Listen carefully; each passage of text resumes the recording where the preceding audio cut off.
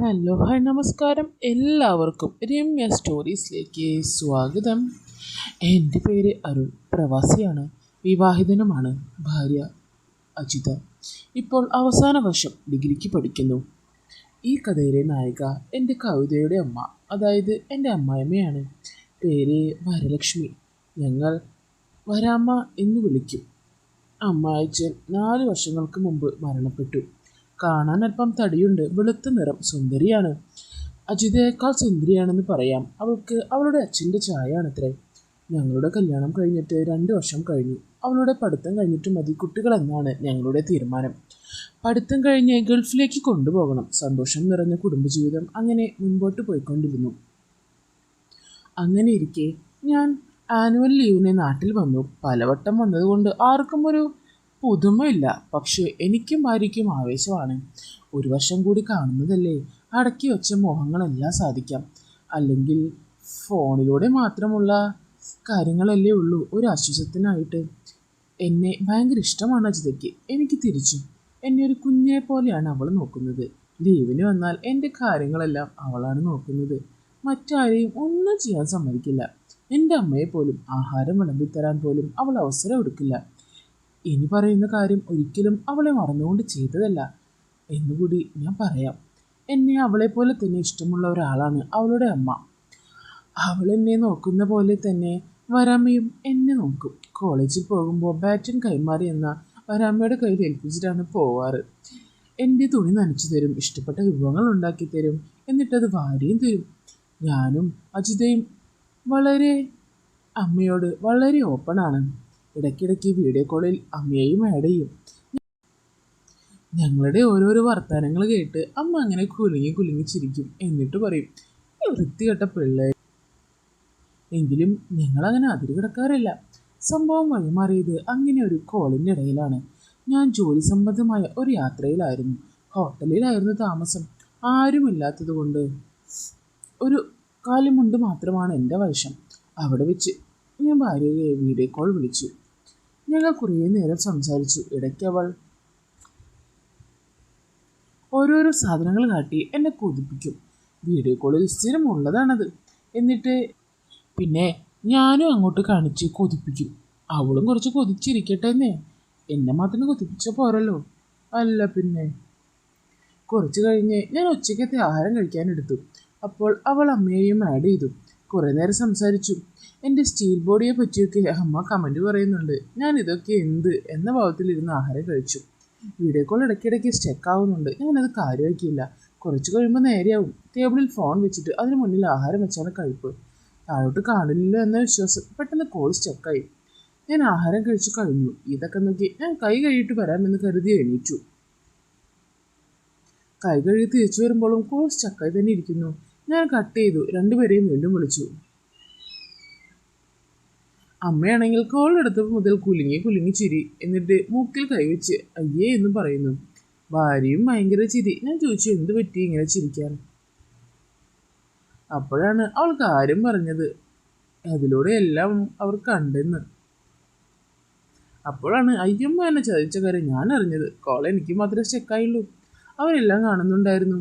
ഞാനത് ചിരിച്ചു തള്ളി. പിന്നെ ഞാനത് മൈൻഡ് ചെയ്യാത്ത പോലെ ഇരുന്നെങ്കിലും മനസ്സിൽ ചമ്മി നാറിയ ഫീലായിരുന്നു. രാത്രി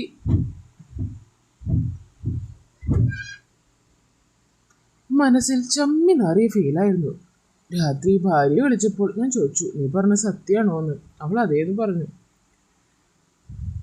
എന്നിട്ട് അവൾ പറഞ്ഞു, ഇനി അറിയാത്ത പോലെ അങ്ങനെയൊന്നും ചെയ്യരുത്. ഞങ്ങൾ പിന്നെ അത് വിട്ടു. 2 മാസം കഴിഞ്ഞു. ഞാൻ നാട്ടിൽ ലീവിന് വന്നു. 2 ദിവസം വീട്ടിൽ പേരിൽ നിന്നിട്ട് എൻ്റെ അജിതയെ കാണാൻ ഞാൻ അവളുടെ വീട്ടിലേക്ക് ഓടി. അവൾ കോളേജിലായിരുന്നു. അവൾ നേരത്തെ വരാമെന്ന് പറഞ്ഞു. ചെന്ന് കയറിയുടൻ തന്നെ തുണിയെല്ലാം അഴിച്ചു ഒരു തോർത്ത് കൊടുത്ത് കുളിക്കാൻ പോയി. നല്ല യാത്രാക്ഷീണം ഉണ്ടായിരുന്നു. തുണിയെല്ലാം എടുത്ത് എണ്ണ തേക്കാൻ വേണ്ടി അടുക്കളയിലേക്ക് പോയി. ഞാൻ വരുന്നത് കൊണ്ട് എന്തൊക്കെയോ സ്പെഷ്യൽ ഉണ്ടാക്കുകയായിരുന്നു രേതമ്മ. എന്നെ കണ്ടതും എൻ്റെ കയ്യിൽ നിന്നും തുണിയെല്ലാം വാങ്ങി അടുക്കളയുടെ മൂലയിലെ ബക്കറ്റിലിട്ടിട്ട് എന്നെ അങ്ങോട്ട് പിടിച്ചിട്ട് പറഞ്ഞു, എൻ്റെ ചക്കരക്കൂട്ടനെ കണ്ടിട്ട് എത്ര നാളായി എന്നൊരു ചോദ്യവും. ഞാൻ അങ്ങനെ തന്നെ നിന്നു കൊടുത്തു. ഒരു തോർത്ത് മാത്രമാണ് വേഷം.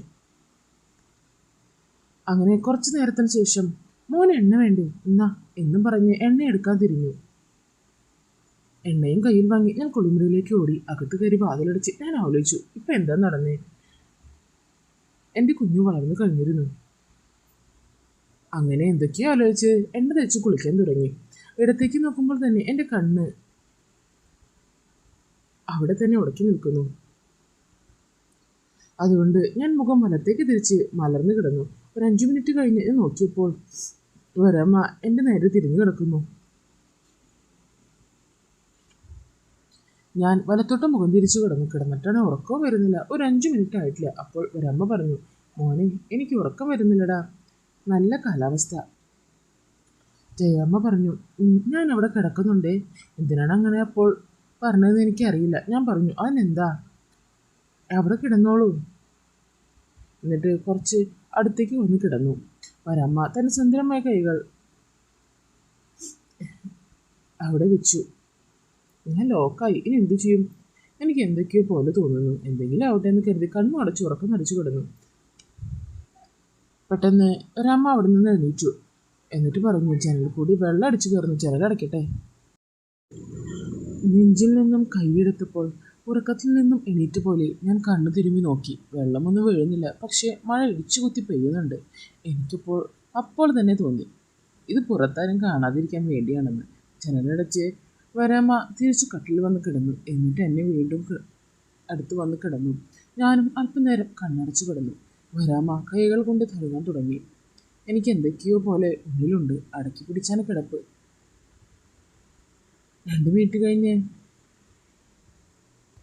പടിപടിയായി കാര്യങ്ങളിലേക്ക് കടക്കാൻ തുടങ്ങി. അവരുടെ ശ്വാസം വേഗത്തിലാവുന്നത് ഞാൻ അറിയുന്നുണ്ട്. എനിക്ക് എന്തോ പോലെ ഞാൻ ഉണർന്ന മട്ടിൽ കണ്ണു തിരുമ്മി വരാമ്മയെ നോക്കി പറഞ്ഞു, വരാമ്മ ജനലടച്ചോ? നന്നായി. പുറത്ത് നല്ല മഴയാണെന്ന് തോന്നുന്നു. നല്ല ശബ്ദം ഇടിച്ചു കുത്തി പെയ്യുകയാണ്. ഈ മുറിയിൽ എന്ത് നടന്നാലും പുറത്ത് ആരും അറിയില്ല. മോന് തണുക്കുന്നോ? വരാമ്മ എന്നെ ഒന്നുകൂടെ നോക്കിക്കൊണ്ട് ചോദിച്ചു. ഇപ്പോൾ എൻ്റെ മുഖം അവരേക്ക് തന്നെ നോക്കിക്കൊണ്ടിരിക്കുകയായിരുന്നു. ശരിക്കും നല്ല സോപ്പിൻ്റെ മണം എൻ്റെ മൂക്കിൽ അടിച്ചു കയറി. പിന്നൊന്നും നോക്കിയില്ല. ഞാനും അങ്ങനെ തന്നെ കിടന്നു. അന്നേരം ഒരമ്മ പറഞ്ഞു, മോനെ എനിക്ക് ആവി എടുക്കുന്നു, ഫാൻ ഇടട്ടെ ചോദിച്ചു. ഞാൻ പറഞ്ഞു, കൈയും കാലും മാറ്റി. വരാമ്മ ആദ്യം ചെയ്തത് തുറന്നു കിടന്നിരുന്ന റൂമിൻ്റെ കഥ കടക്കുകയായിരുന്നു. അപ്പോഴേ എനിക്ക് മനസ്സിലായി എങ്ങോട്ടാണ് കാര്യങ്ങൾ പോകുന്നതെന്ന്. എന്നിട്ട് ഫാൻ ഓണാക്കി. അതൊരു കരകര ശബ്ദത്തോടെ കറങ്ങാൻ തുടങ്ങി. പിന്നീടാണ് ആ ശബ്ദം ഞാൻ കേട്ടത്. എൻ്റെ നെഞ്ചിടിപ്പ് കൂടി. പെട്ടെന്ന് നോക്കാനും പറ്റില്ലല്ലോ. എന്തായാലും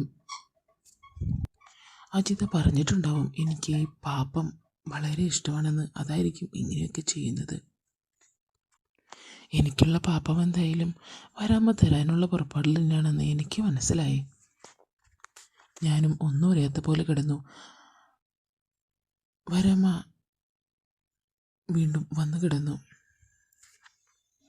അങ്ങനെ എനിക്കുള്ള പാപ്പമെല്ലാം വരാമ്മ റെഡിയാക്കി തന്നു. ആ സംഭവത്തിന് ശേഷം ഒരാഴ്ച ഞാൻ അവിടെ നിന്നു. ഭാര്യ കോളേജിൽ പോകുമ്പോൾ വരാമ്മയുമായി എന്നും ഇത് തന്നെ. എന്നും പാപ്പം എനിക്കുണ്ടാക്കി തരും. ഭാര്യ വീട്ടിലുണ്ടെങ്കിലും തരം കെട്ടുമ്പോൾ എനിക്കുള്ളതെല്ലാം വരാമ്മ തരാറുണ്ട്. അങ്ങനെ എൻ്റെ ലീവ് മൊത്തം ഞാൻ അവിടെ അടിച്ചു പൊളിക്കുകയും തന്നെ ചെയ്തു. എൻ്റെ വരമ്മ, എൻ്റെ അമ്മായിയമ്മ എന്നെ വളരെ സന്തോഷത്തോടെ നോക്കി, എൻ്റെ ഭാര്യയെ പോലെ തന്നെ.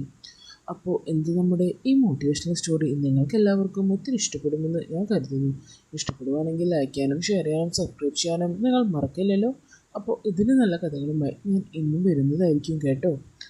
അപ്പോൾ വീണ്ടും കാണാം. Bye bye friends.